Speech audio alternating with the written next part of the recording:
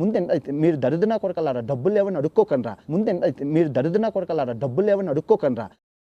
వాడంతా మనలే కదా. ఏంటి డౌటా?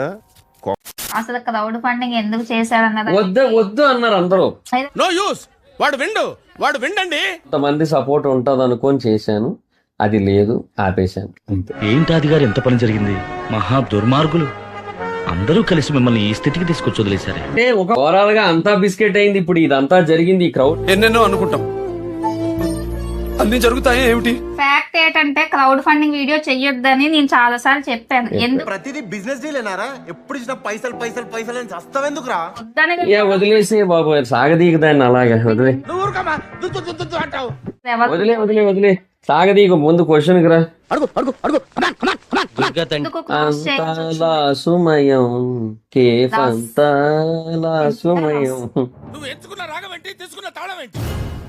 పాట ఉన్నదే నెంబరు, నువ్వు పాడుతున్న టెంపో నెంబరు. సో అది బేసిక్ గా పెట్టిన రోజు నుంచి లాసే, డే 1 నుంచి లాసు. తన 2 గాజులు అమ్ముకోవాల్సి వచ్చింది.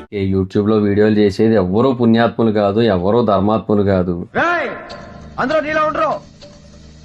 క్రౌడ్ ఫండింగ్ ఎందుకు చేశారు? డబ్బులు ఇస్తారు.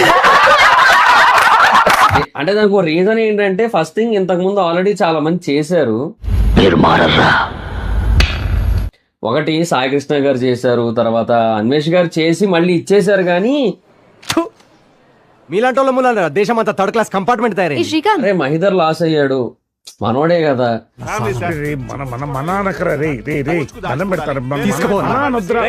సో సరే బాగా లాస్ అయ్యానని అంటున్నాడు కదా, సరే మన తరపున ఏదో ఒకటి చేద్దాం. ముష్టెత్తుకుని బతికే. సో మేమందరం ఏ స్టేజ్ నుంచి వచ్చామో, ఎంత లేని స్టేజ్ నుంచి వచ్చామో తెలుసు అందరికీ కూడా. చెప్పు కుట్టువారు మాదిరి పావం. తినడానికి కూడా ఫుడ్ టైంకి ఉండేది కాదు. తలుచుకుంటే ఏడుపు వస్తుంది సోదరా. నా కంటెంట్ ని ఎవడు ఏమీ పీకలేక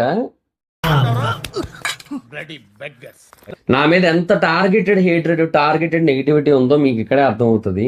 చెప్తున్నా, కనిపించని శత్రువుతో కొట్లాడుతున్నా నేను. నవ్వుతున్నామని ఏం అనుకోకండి, చాలా మంది వీళ్ళు బాధల్లో ఉన్నారు, అసలు బైక్ నవ్వుతూ మాట్లాడుతున్నారు అంటున్నారు. సిగ్గు లేకుండా మళ్ళీ నవ్వు ఒకటి మొహం మీద. వెంటనే వీడు ముందుకు వచ్చేసరికి చచ్చిపోతున్నానని అందరూ భయపడిపోయి డబ్బులు పంపించేసండి. పుసుక్కిరిచ్చానంటున్నాడు. అమాయక అందరూ నీలాగా మంచివాడు అనుకుంటావు. ఇక్కడ మోసం ఏంటంటే, ఆల్రెడీ ఆయన ₹1 కోటి సంపాదించాడు. సో ఆ సంపాదన బయట పడుతుందని చెప్పి నా దగ్గర రూపాయి లేదని చెప్పి మళ్ళీ అడుక్కున్నాడు.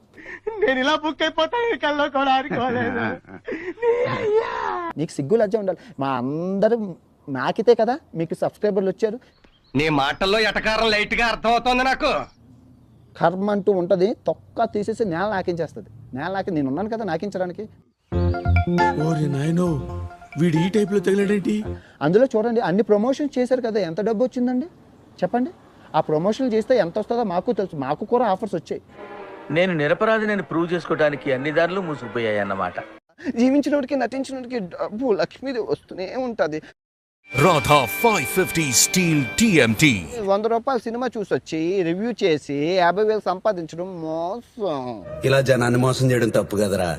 మోసపోవడం వాళ్ళ తప్పు, కానీ మోసం చేయడం నా తప్పు ఎలా అవుతుంది? మన పని మనం ఇప్పుడు సినిమా రివ్యూ చెప్పడం వల్ల ఎవరికి లాభం అంటే అది నీకే లాభం. గురుగారు ఎలా చెప్పగలిగారు? ఫార్ములా రామానుజం.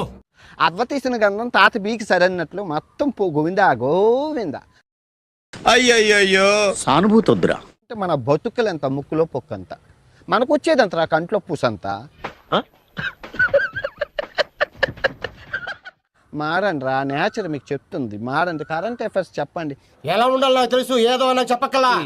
పూనించుకోండి రా, ఆత్మలను పిల్లండి, ఆవహించుకోండి, నటించడం స్టార్ట్ చేయండి రా, డబ్బులు సంపాదించండి రా.